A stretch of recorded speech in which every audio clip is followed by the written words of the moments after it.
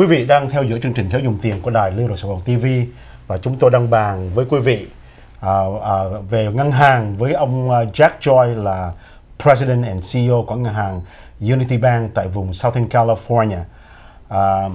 Go ahead and ask him the... Oh, yes, absolutely. Jack, right before we first chatted, I asked you that you need to be hired or with the board, right? What kind of qualification? I'm just really curious. There's not a lot of, I've not meet a lot of CEOs or bank CEOs, and I just learn more. What kind of qualifications do you have to become a CEO of such a large and a bank like this? Like I said, the banking industry is heavily regulated. Heavily regulated means that we got to pass all the qualification requirement by the regulators. Right. Regulators including FDIC, FRB, OCC, and the state banking authorities too. They have accumulated through like 200 years of banking history. What is most important ingredient of not to fail a bank? Regulators are more concerned about avoid failure than being successful. So they have some qualification who can become CEO of a bank. Knowledge, experience, and most importantly, the clean background. So we are undergoing very rigorous background check with the federal level. So they are checking us whether we have any criminal record or financial scandal. So we have to be clear of those, the background check. So number one, it is very highly expected of ethically strong and criminally perfect. And in addition to this background check, we gotta have knowledge and experience that the regulators can feel comfortable with working with. But if a bank is very sound and strong condition, they can hire anybody.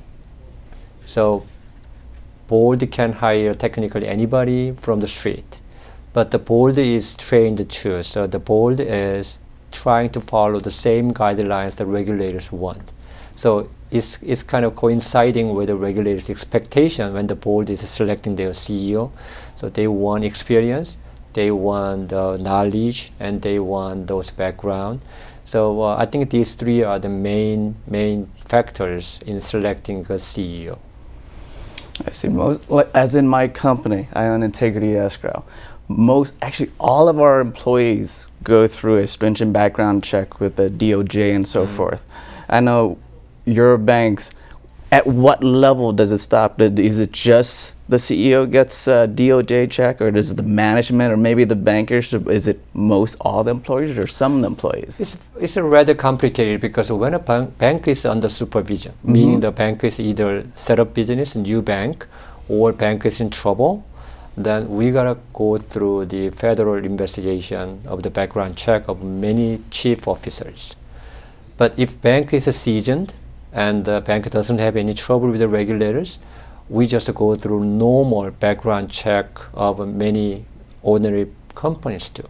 So it's just a background check like your credit report and the criminal record check, that should be enough. So there are two levels here. When bank is in trouble, yes, much more rigorous check, even government is involved.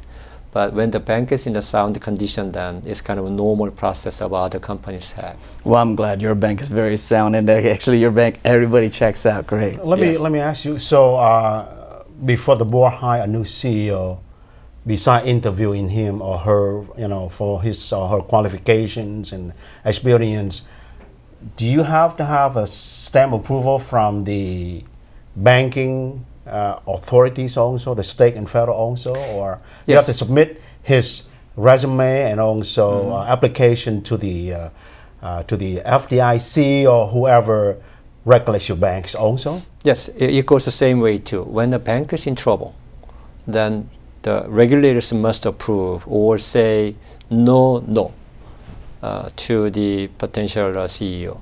So in that case, we have to file the application with the regulators, and we have to go through the background check as well as their assessment of the CEO. But when the bank is not in a troubled condition, then the regulators are not going to be involved directly. They just look at afterwards.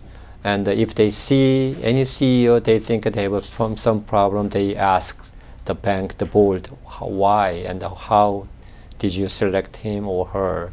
And they want to know the due diligence process, if the bank had a due diligence in selecting and finalizing that CEO or chief officers. So normally, and most of cases, banks understand the regulation pretty well, so they don't deviate from those processes the regulators are expecting. I see. Kính thưa quý vị, ông Choi có nói là banking là một trong những cái business mà về chính phủ liên bang cũng như tiểu bang có rất nhiều luật để mà regulate những cái ngành banking. Ông ta có nói là trong cái thủ tục mà mướn một người CEO để mà làm ngân hàng đó, thì thường là board of director người ta để ý đến vấn đề là chính phủ nếu mà cái ngân hàng mà thành công không sao, mà ngân hàng mà bị trở ngại, thất bại hay là bị problem đó, thì thường chính phủ hỏi là tại sao mình không có background check cái người CEO hoặc là không mướn một cái hãng nào đó để mà check cái vấn đề financial issue hoặc là problem của người CEO. Cho nên thường kính thưa quý vị, những cái vị nào mà có cái aspiration để mà muốn run banking hoặc là làm CEO banking đó, thì là cái background về của mình criminal cũng như là những cái vấn đề mà tài chính bankruptcy nó rất quan trọng trong cái việc làm đó. Đồng ý. Yeah. So right now, what's the mix, what's the makeup of your clientele right now? I would say for the lending, we have about 70 to 65 to 70% of Korean American population, and about 20 to 30% of non-Korean, and about 5% of the Caucasian market. So we are well mixed. In consideration of the short history of the bank, we are a 15-year-old bank, and like I said, it is evolving into more diversity. So far, our diversification process has been really satisfactory to our standard. Yeah. Hey, Jack, I'm just curious, running a multi-million-dollar banking corporation must be really, really stressful on your day. Could you tell us a little bit about your day, how you manage your day throughout there? Is it that busy as being a CEO? Yes, fortunately, I've been in the private industries too. Compared to the private industries, banking industries are extremely hard in one sense, but also very easy on the other hand. Meaning extremely hard is to understand the complexity of the regulation and requirement by the government. We have many regulations there. So it's very, very hard to understand and digest them, also implement them in our banking operation. So that's very hard part. Would you get updated every year? Would you get yes, continue education or updated information? And the publication. Right. And we undergo some of the examinations by the regulators, and during the examination process, and they just go tell us that what are changing, and they give us a heads up when there's any change in the regulation. So we are updated constantly. But once you understand those regulations... Excuse me, that's the hardest part. Yes. To understand the law. Let me say I know what the easiest part. You got to play golf every day. You know, that's how you develop. Playing golf is much harder than running a bank. So the hard part, well, actually, for us, golf is the hardest part. Yes. But the hardest part is to understand the laws and regulations, from the government. Right. So. But once you understand and you are familiar with those regulations and you work with those regulations, then the easy part is we are under regulation. So there are a lot of standards in our operations. We don't have to be that much creative. So customers understand. When we say no because of the regulation, they understand.